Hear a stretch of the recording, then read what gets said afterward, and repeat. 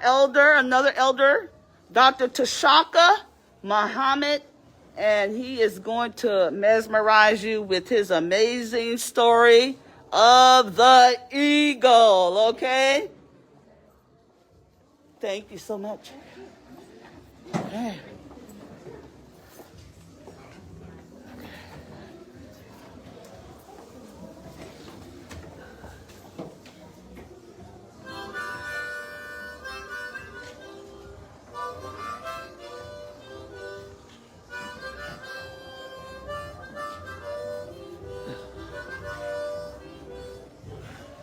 Well, how y'all doing this evening? Good. How's everybody? Look at that. Look at you. Y'all look so pretty. Oh, but I'm here to tell you who you is because you don't know who you is. How many people in here speak English? How many people are from England? How many of y'all been to England? Okay?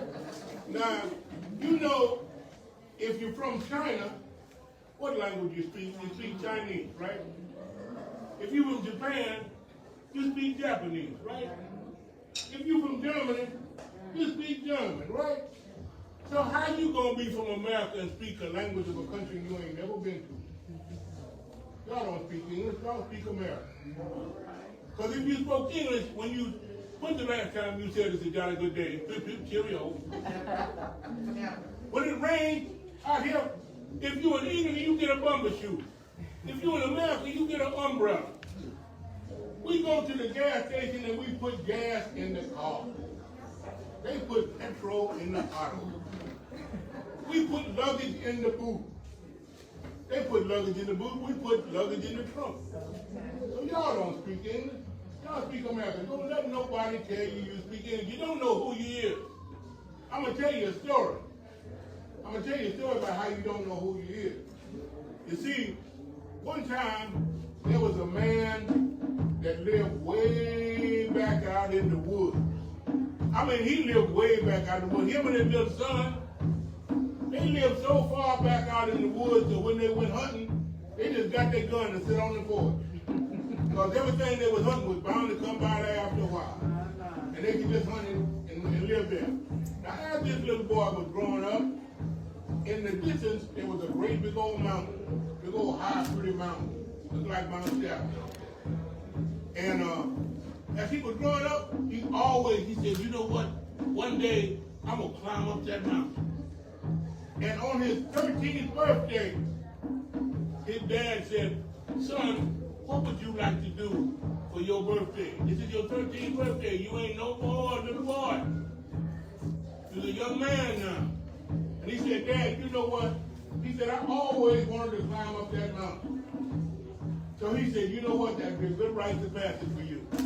That'd be a good test for you, son. So he fixed him a backpack, gave him some rope, some food, and everything. And he said, go climb that mountain. And that boy set out. And he started climbing that mountain. He started working up that mountain. It was a long, hard climb. And when he finally got to the top, he was kind of tired. And he was sitting there resting. And as he was resting, getting on to catch his breath, he looked around. And he looked around and he saw an eagle's nest. And he went over to that nest and he saw an egg in that eagle's nest. And he touched it. And when he touched it, he felt the life in that egg. And he took it and he carefully wrapped it in his jacket, put it in his backpack, and took it back down the mountain to his daddy. And when he got down there to his daddy, he showed him that eagle's egg. And his dad said, son, it's an eagle's egg. And you know, I feel life in it. And I bet you, if we put this egg under one of our chickens, you know what they said here? I bet you she can hatch that egg. And they did. They put that egg under one of them chickens and she sat on that egg. And she sat on that egg. And she sat on that egg. Then finally that egg hatched. And when it hatched, out jumped the little baby eagle. And all the chickens, they run over to him and they looked at him and they said, oh, he's so handsome. Look at him. He's so cute. Oh, Lord, what we going to do? He's so pretty. But one of them pretty little hens that she said, oh, hey, y'all. Y'all know this is a little baby eagle over here. And you know, eagles sometimes grow up to have a taste for chicken. And I ain't talking about KFC. You know, Tyrone was running around here, and the eagle come out, we ain't seen him since. Don't know what happened. Okay? And so they said, well, what we gonna do? Well, another one of them little smart here, she said, I got an idea, y'all. She said, why don't we make a veggie to chicken? Why don't we raise him like a chicken? And they said, you know what, that's what we're gonna do. They told him how to walk like a chicken. Oh, he had that chicken walk. He could talk like a chicken. He made water, drink water like a chicken. And he had a dam. Some of y'all might be old enough to remember it was called a chicken. Okay? And he was going around just being this chicken in the yard and everything. I'm a chicken. Oh, I'm a chicken. I'm the prettiest chicken they ever seen. I'm a chicken. And the chickens were laughing at him, but they knew he wasn't no damn chicken. Okay? And they were laughing at him. And one day, he was going around doing his little chicken thing, and an eagle flew over the barnyard. And he looked, and he looked, and he said, I don't believe my eyes. That looks just like a little baby eagle down there. And he flew and he called to him. But he called to him with that old African eagle language. And he said, I don't know what he's talking about. I don't know all that African stuff. I don't know what he's doing. So finally he kept calling. Finally the baby eagle got tired of it. He said, what do you want? He said, son, come on up here and fly with me. Spread them pretty brown wings. And I'll tell you about your family tree. And the baby eagle told him, you know what? He said, you sure is a dumb old bird. He said, can't you see I'm a chicken? And everybody knows chickens can't fly like eagles. So he said, why don't you just let me alone? The old eagle told him, he said, you know what? He said, I knew your mama. He said, your mama could fly straight into the sun for miles and never die. I knew your daddy. Your daddy used to go around rescuing your little dumb baby eagles from the chicken yard and thought they were chickens. You come on up here and fly with me. And the baby eagle told him, he said, you know what? To make you shut up and let me alone, I'm going to show you that I'm a chicken and chickens cannot fly like eagles. So he flapped his wings and he got mad and the breeze coming on. And to his amazement, he flew up in the sky.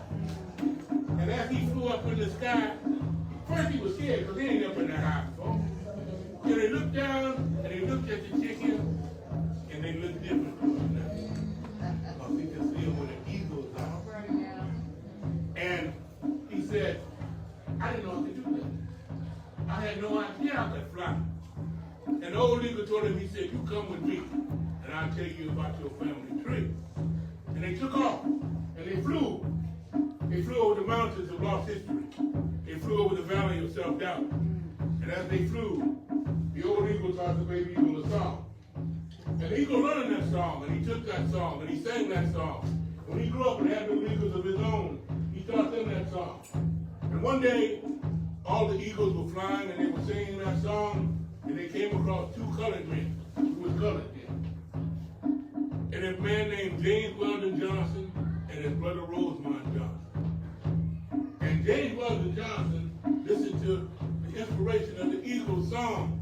And he went home and he wrote a poem. And that poem, his brother Rosemont put music to that poem. And they started singing that poem. And they were supposed to perform that poem. They gave that poem to 500 little colored children that were supposed to perform at Abraham Lincoln's birthday on February 12, 1900 in Jacksonville, Florida. And the song and the words were so inspiring until they kept that song. And the NAACP, the National Association for the Advancement of Colored People, adopted that song. And it became known as the Negro National Anthem. We know it today as the Black National Anthem.